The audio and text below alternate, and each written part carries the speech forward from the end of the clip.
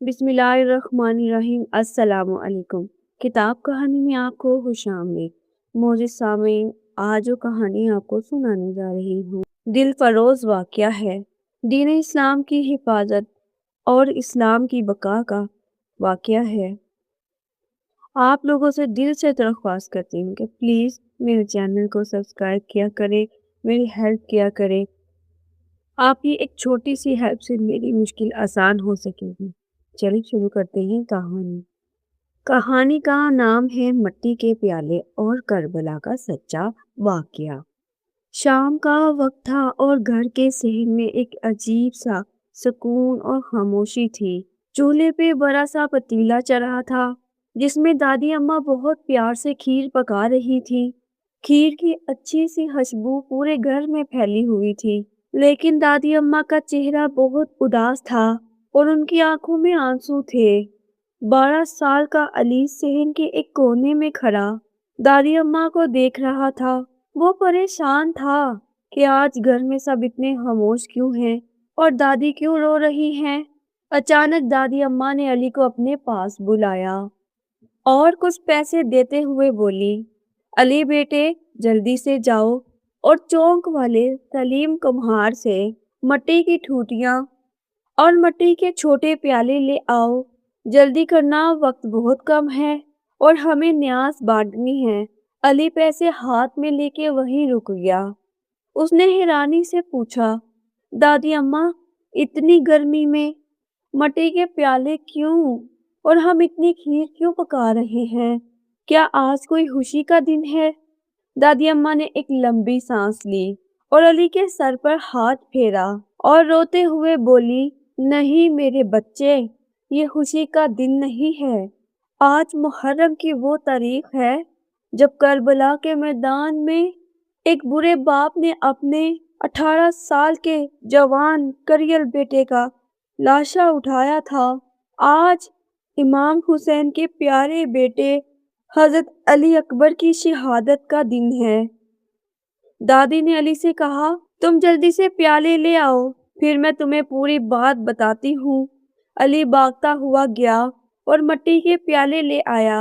अब वो दादी के पास बैठ गया और दादी ने गरम खीर मिट्टी के प्यालों में डालना शुरू की और आसान लफ्जों में करबला का वाकया सुनाने लगी। अली, आज से तकरीबन 100 साल पहले करबला के तपते हुए सहरा में दुश्मनों ने इमाम हुसैन के खानदान पर 3 दिन से पानी बंद किया हुआ था। छोटे बच्चे प्यास से तड़प रहे थे। इस सख्त वक्त में इमाम हुसैन के साथ 18 साल के जवान बेटे हजरत अली अकबर भी मौजूद थे। वो देखने में, चलने में और बोलने में बिल्कुल अपने नाना प्यारे नबी हजरत मोहम्मद सल्लल्लाहु अलैहि वसल्लम की तरह थे। जब वो बोलते थे तो लगता था कि खुद रसूल सल्लल्लाहु अलैहि वसल्लम बात कर रहे हैं। जब प्यास बहुत ज्यादा भर गई तो हजरत अली अकबर अपनी माँ और फूफी से रुखसत होकर अपने बाबा इमाम हुसैन के पास आए। उन्होंने अदब से सर झुकाया और कहा, बाबा, अब मुझे मैदान में जाकर दुश्मनों का मुकाबला करने की इजाजत दीजिए। एक बाप के लिए अपने 18 साल के जवान करियल और खूबसूरत बेटे को मौत के सामने बेचना कितना मुश्किल होता है, इसका अंदाजा कोई नहीं लगा सकता। लेकिन इमाम हुसैन ने दीन और सच्चाई की खातिर अपने प्यारे लखते जिगर को अपने हाथों से तैयार किया और मैदान में बेच दिया। अली ने दादी की बात सुनकर पूछा, दादी अम्मा कहाँ? क्या उन्होंने प्यास की हालत में ही जंग लड़ी? दादी की आंख से आंसू निकलकर मिट्टी के प्याले पर गिरा। उन्होंने कहा, हाँ मेरे प्यारे बच्चे, 3 दिन की प्यास से इनकी जुबान सूख कर लकड़ी बन चुकी थी, लेकिन उन्होंने मैदान में ऐसी बहादुरी दिखाई कि दुश्मन की फौज कांप उठी। वो अकेले ही हजारों के लश्कर पर भारी थे। जब दुश्मनों ने देखा कि अली अकबर को सामने से हराना नामुमकिन है, तो उन्होंने धोखे से काम लिया। एक जालिम ने पीछे से आकर آپ کے سینے پر نیزے کا زوردار وار کیا۔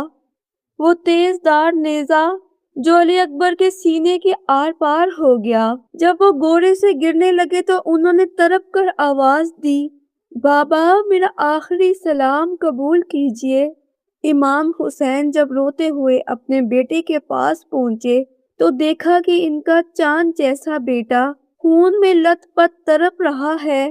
امام نے اپنے کانپتے ہاتھوں سے اپنے بیٹے کے سینے سے نیزہ کھینچا اور پھر علی اکبر نے اپنے باپ کی گود میں دم توڑ دیا۔ سوچو علی بیٹے اس برے باپ کے دل پر کیا گزری ہوگی۔ علی کی آنکھوں سے بھی اب لگاتار آنسو بہہ رہے تھے۔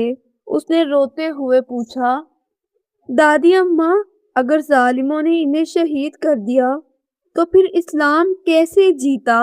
دادی اماں نے علی کا ہاتھ پکڑا اور پیار سے سمجھایا، میرے بچے بظاہر تو ظالموں نے انہیں شہید کر دیا لیکن جیت امام حسین اور علی اکبر کی ہوئی۔ یزید چاہتا تھا کہ امام حسین اس کے ظلم کے سامنے جھک جائیں لیکن امام نے اپنا پورا گھرانہ قربان کر دیا مگر جھوٹ کا کبھی ساتھ نہیں دیا۔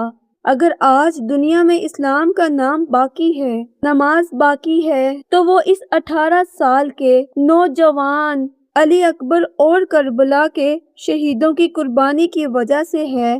ظالم مٹ گئے، نیست و نابود ہو گئے، ان کا نام لینے والا کوئی نہیں بچا لیکن امام حسین کا نام ہر انسان کے دل میں ہمیشہ کے لیے زندہ ہو گیا۔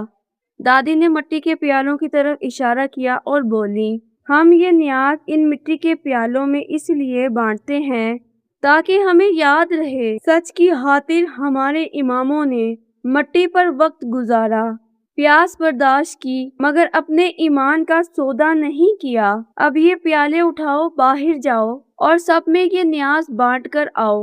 علی نے اب بڑے احترام سے مٹی کے پیالے اٹھائے۔ اب اس کے دل میں کوئی پریشانی نہیں تھی بلکہ اپنے امام کے لیے محبت اور سچے راستے پر چلنے کا جذبہ تھا، اور آنسو پوچھتا ہوا باہر گلی کی طرف نکل گیا تاکہ دادی کا دیا ہوا یہ سبق سب تک پہنچا سکے۔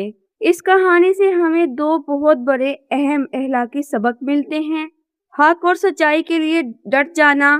کربلا کا واقعہ ہمیں یہ سکھاتا ہے کہ زندگی میں چاہے کتنی ہی بڑی مشکل کیوں نہ ہو، حالات خراب کتنے ہی کیوں نہ ہو، ہمیں کبھی بھی جھوٹ، ظالم اور باطل کے سامنے سر نہیں جھکانا۔ چاہے یہ سچ کا راستہ کتنا ہی کٹھن کیوں نہ ہو لیکن جیت ہمیشہ سچ کی ہی ہوتی ہے۔ ظالم اور جھوٹے لوگ عارضی طور پر جیت کر بھی تاریخ کے اندھیرے میں مٹ جاتے ہیں جبکہ سچائی پر قائم رہنے والے ہمیشہ کے لیے لوگوں کے دلوں میں زندہ رہتے ہیں۔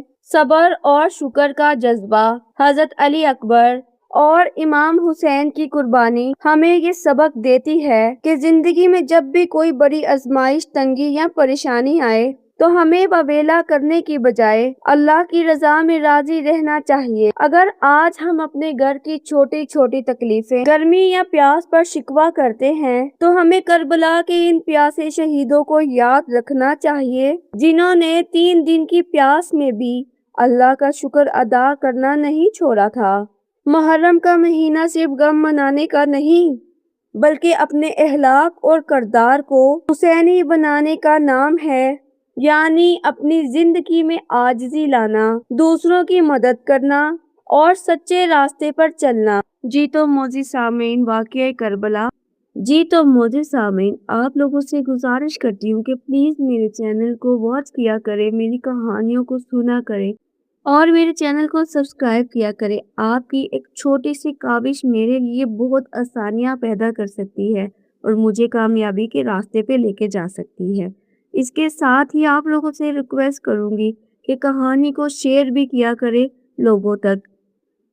چلیں ابھی کتاب کہانی آپ سے اجازت چاہے گی، بہت جلدی ایک اور اچھی کہانی اور بہت اچھے موضوع کے ساتھ دوبارہ حاضر ہوں گی۔